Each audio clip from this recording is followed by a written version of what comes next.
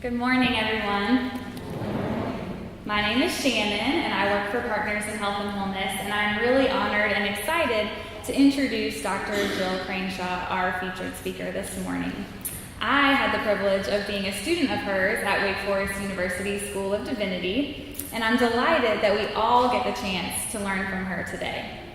She is a thoughtful, brilliant, inspired, and inspiring teacher. Thank you for being here with us, Jill.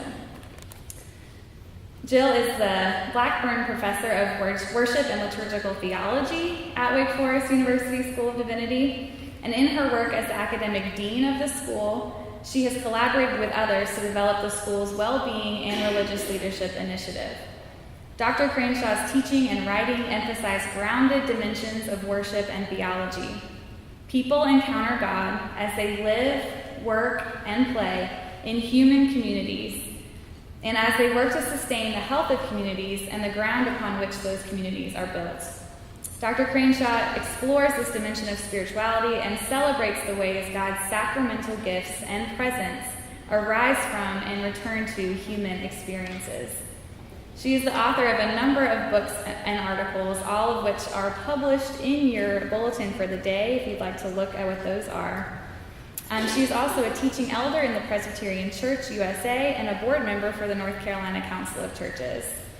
She's also an undergraduate of Wake Forest University, and so an avid Demon Deacon fan. So we welcome you, Jill, and we're grateful to hear what you have to say to us this morning. So now, if we can all settle in, be present in this moment, and join together for a time of worship.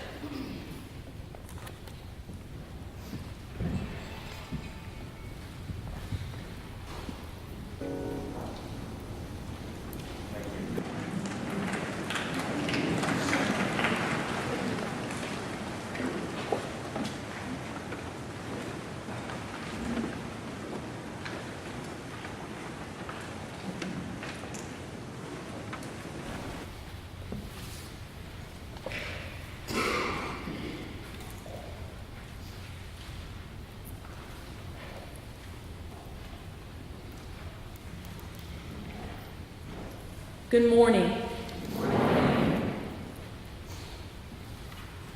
I am so honored to be with you on this day to celebrate all the many ways that each person in this room is committed to the causes of health and faith, and probably many other things as well in this community where we live. You are what gives energy and life to our communities, you and others who couldn't be here today. And so I honor and celebrate you and take my shoes off in regard for the sacred ground upon which I stand to stand with you. The words I share today come from my experiences of being in this community and others, where people of deep wisdom have shared with me what that deep wisdom means and from where it has originated. Some of the wisdom comes from biblical texts and wisdom writers who always said that we could count on the wisdom of the theologizing community to show us how to live lives of abundant joy and goodness.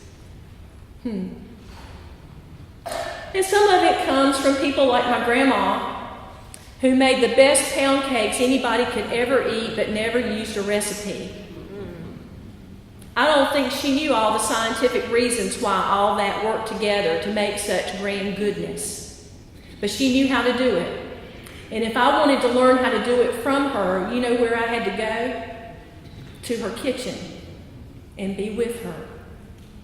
Wisdom is born in that way.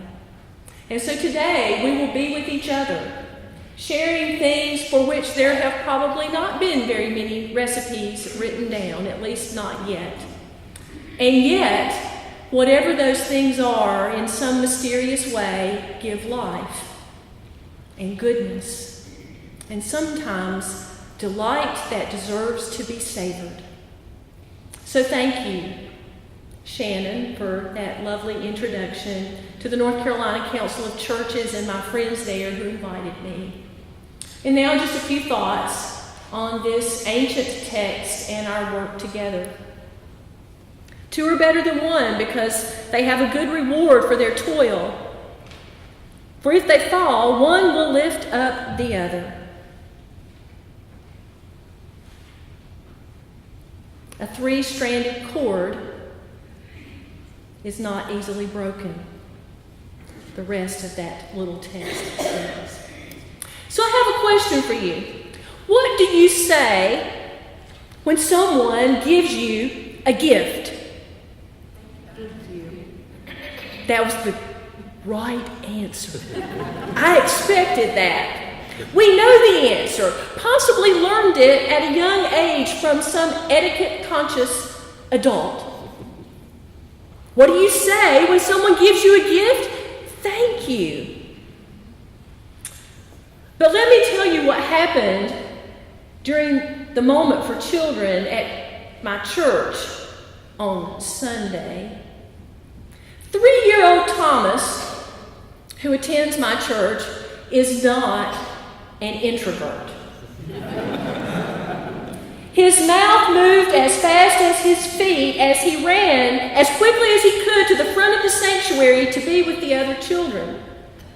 The leader that day sat on the floor with them and talked about birthday parties. The children liked this. "What do you like about birthday parties?" she asked. "Cake," Thomas said. Again, not an introvert. "Balloons?" Rhonda asked. She was timid.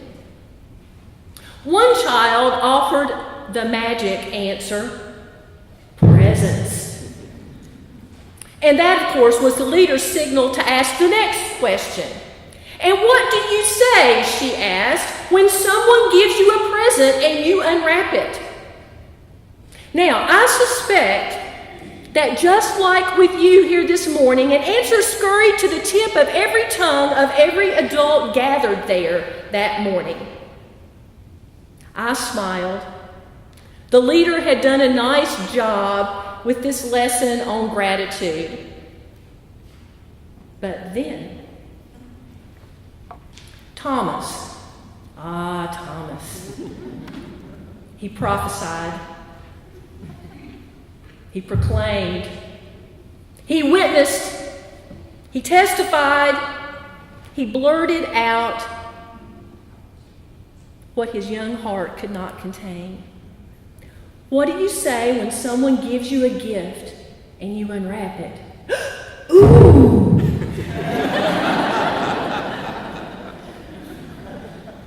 We laughed, as you, but it was that caught off guard laughter of those made unexpectedly wiser by a child's insight.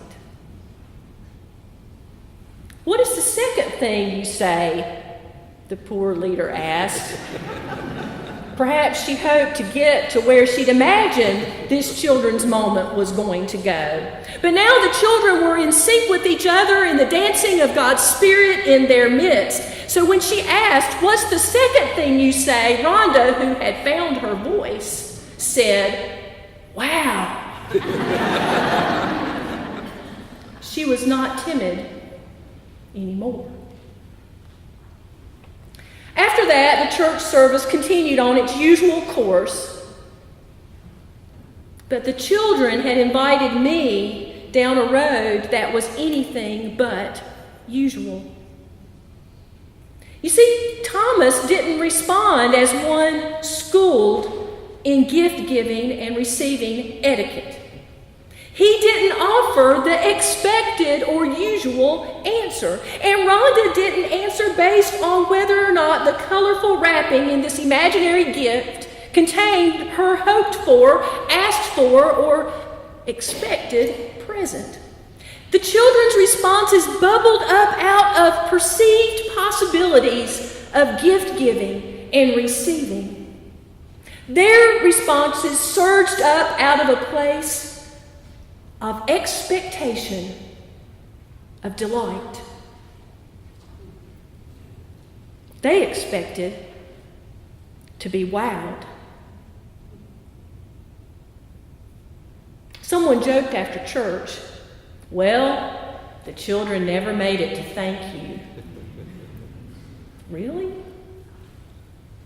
Praise God. For instead, we plunged into less known, life-altering depths of unconditional and disruptive delight that I believe comes straight from the creative hands and heart of God. Authentic expectations of delight. What if this is where we begin to fashion communities that offer health and healing and hope? Authentic expectations of disruptive delight. Now, I know this is not the usual way that I go about my life.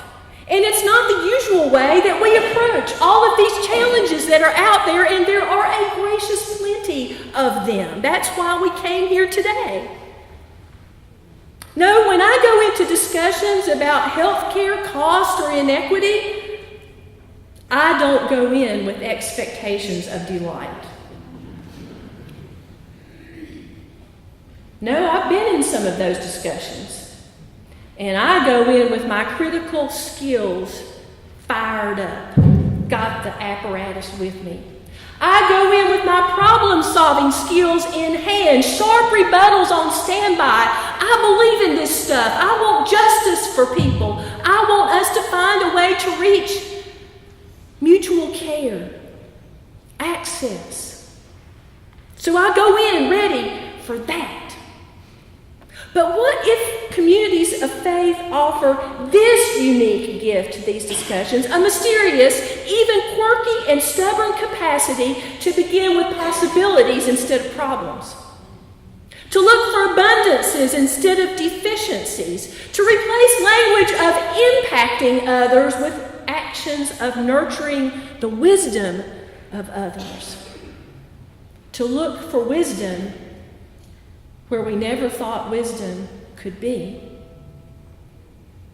That, I think, is what arises where faith and health converge. Life-altering ways of being that defy usual ways of thinking and responding. Ways that we know reside in beautiful complexity in the soil of our life together. You have seen it. We can't quantify it. We often can't study it under a microscope, but we know it's there. More possibilities. Love. Grace. Wisdom. Even curmudgeonly people of faith find hope in this promise. Not that any of you would be curmudgeonly. Consider the writer of Ecclesiastes. The title Ecclesiastes is a Latin term for Koheleth, which means gatherer or assembler of people. Koheleth was not a cheerful gatherer. More than 35 times in Ecclesiastes, Koheleth says that life is hevel,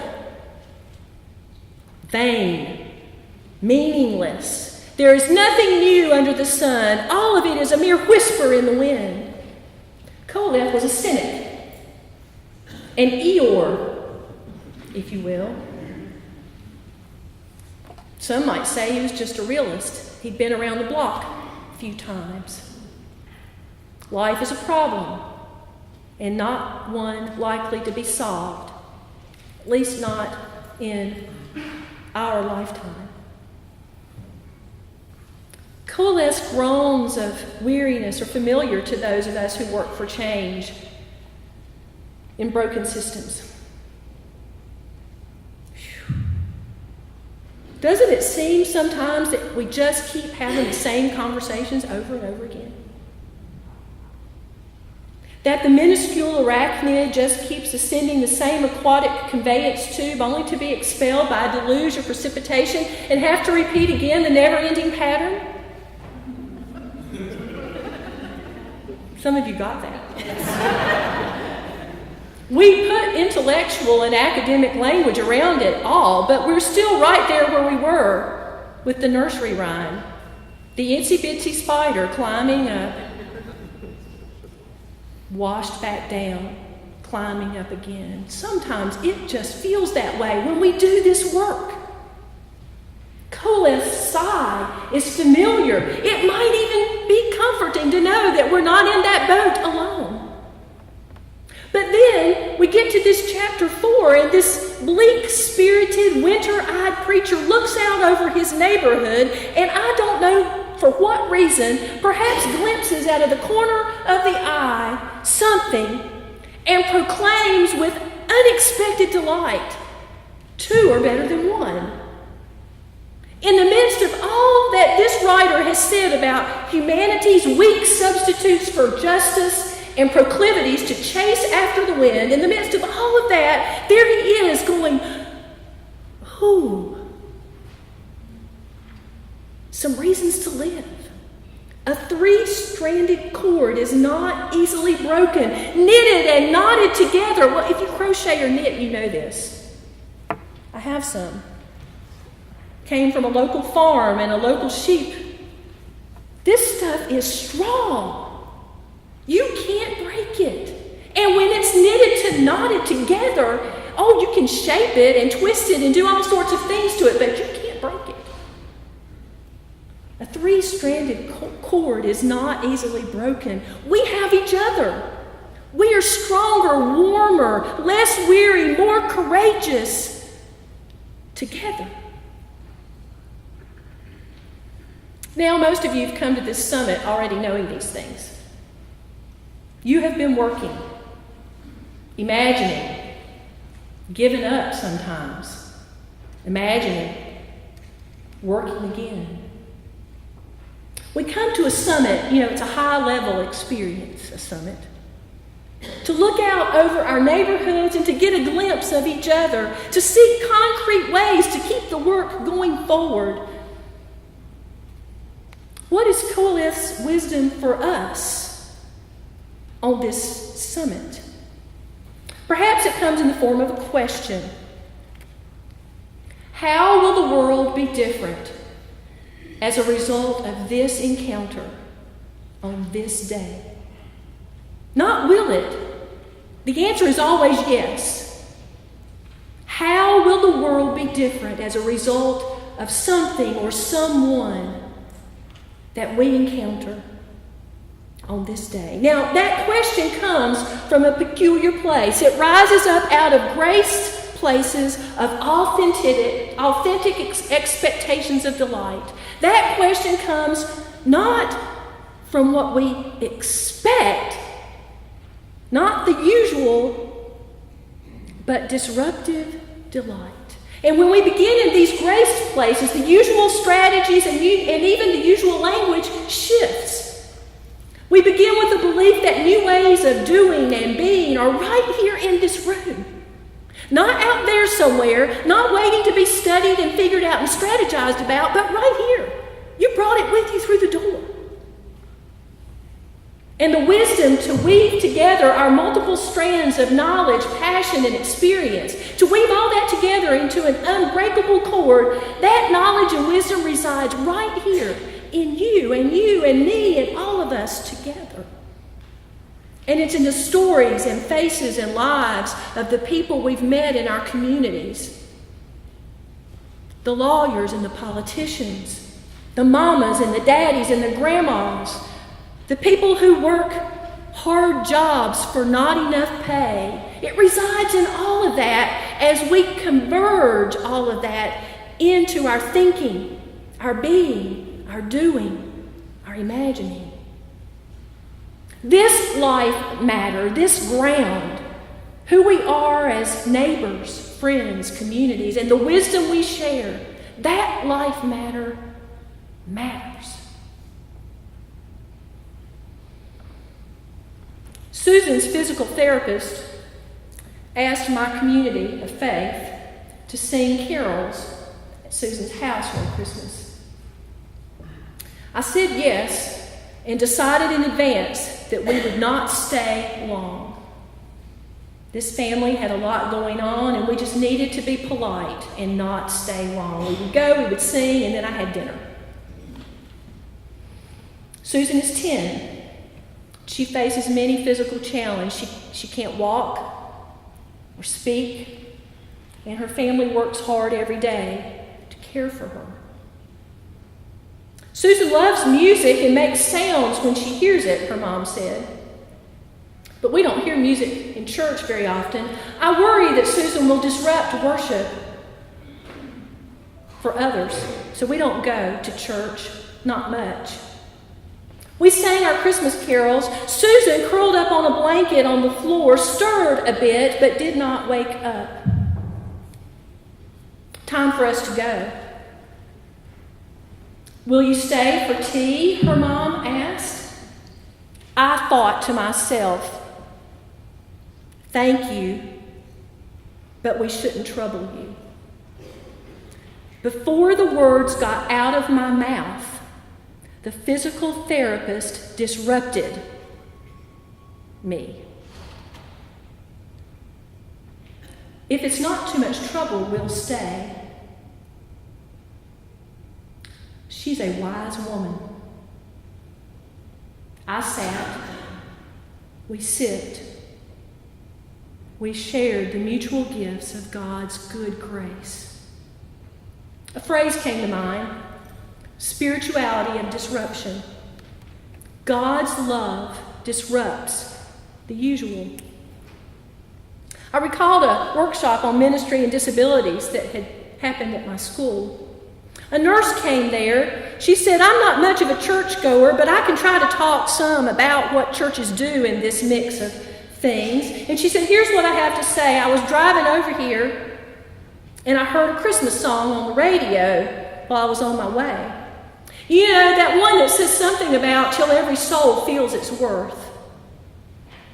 Then she said, what else is the church to do if not to look into the faces of people, to take a stance of holiness with them until every soul feels its worth?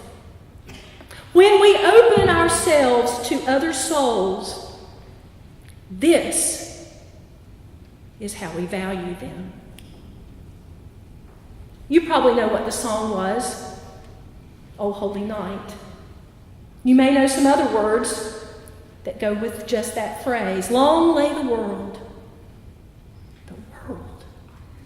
Not just individuals, but this whole aching earth of ours.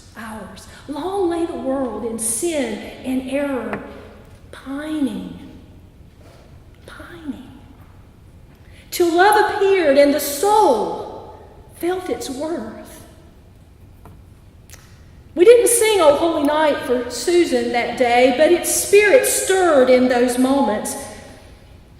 And then, teacups empty, we put on our coats to leave. And then that wise physical therapist, she is a wise woman.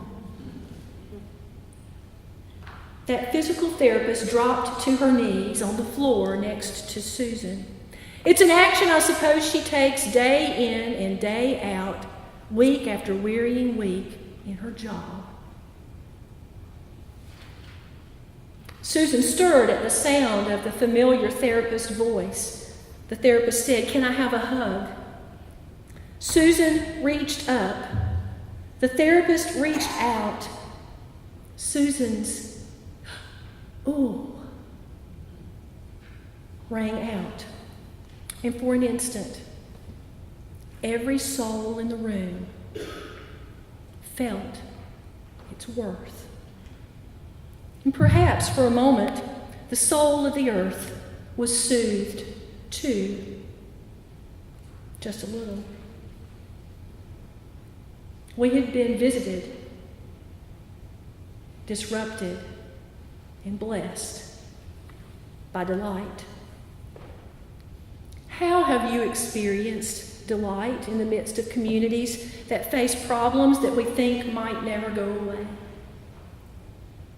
When have you seen delight shift the conversation so that the focus moves away from efficiency and problem solving to profundity and connectivity?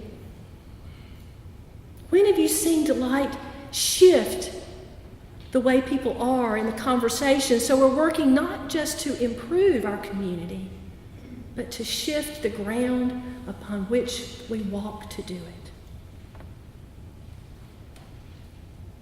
it. That's God's gift, born in us because God sees us as God's good delight. We never made it to thank you at church that Sunday. I never said thank you out loud in Susan's house. Usual ways and responses were disrupted by something so ordinary. It was the most profound thing in the room. We never made it to thank you. Instead, we got to where redeeming work begins each day as we go out to our work and labor until evening, doing over and over and over and over and over again the most ordinary, mundane things. Knowing that just like the dawn has come in that same mundane and ordinary way, what we do is just as powerful and just as necessary. And that's where we got to. An authentic and radical expectation of delight. Perhaps that is a worthy starting place for our work today. Bless the Lord, O my soul,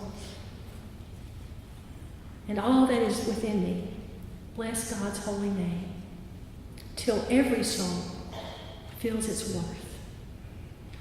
Blessings on you and your willingness to keep doing it over and over and over again.